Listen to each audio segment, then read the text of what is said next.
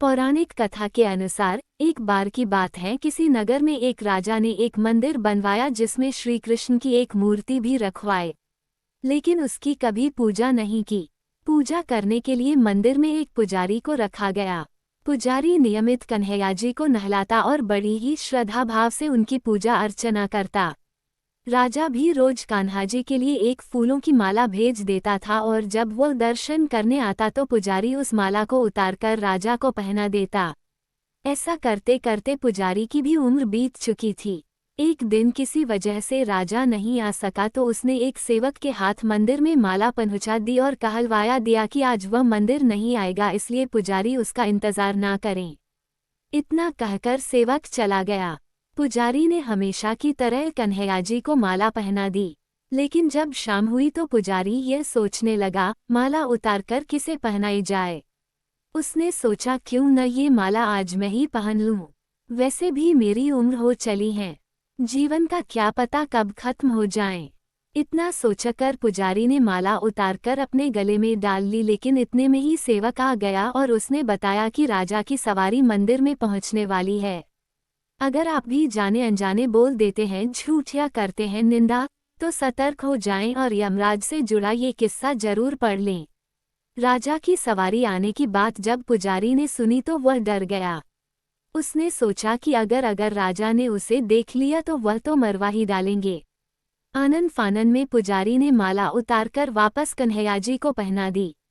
जैसे ही राजा अंदर आया तो हमेशा की ही तरह पुजारी ने माला कान्हा जी के गले से उतारकर राजा को पहना दी, लेकिन माला पर लगा सफेद बाल देखकर राजा समझ गए कि पुजारी ने यह माला स्वयं ही पहनी थी।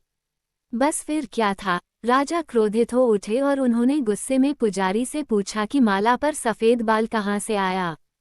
तब राजा की बात सुनकर पुजारी डर गया और बोल पड़ा, ये तो कन्हैया जी का है। अब तो राजा और भी क्रोधित हो गए, क्योंकि कान्हा तो भगवान हैं और उनके बाल सफेद कैसे हो सकते हैं। इसलिए राजा ने फरमान सुना डाला कि कल श्रृंगार के समय राजा खुद आएंगे और देखेंगे सच में ही कान्हा जी का सफेद बाल है या पुजारी झूठ बोल रहा है। उन्होंने कहा कि अगर पुजारी ने झूठ बोला होगा तो उसे फांसी दे दी जाएगी। राजा का फरमान सुनकर पुजारी का बुरा हाल हो गया। उसने सोचा अब क्या करें, कहाँ जाए, अब तो उसका मरना तय है।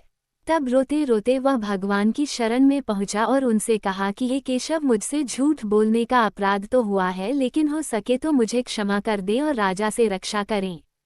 पुजारी ने कहा कि हे माधव, आपकी सेवा करते करते करते मैं वृद्ध हो चुका हूँ, अब आप मुझे माफ कर दीजिए, ऐसी गलती दोबारा नहीं होगी।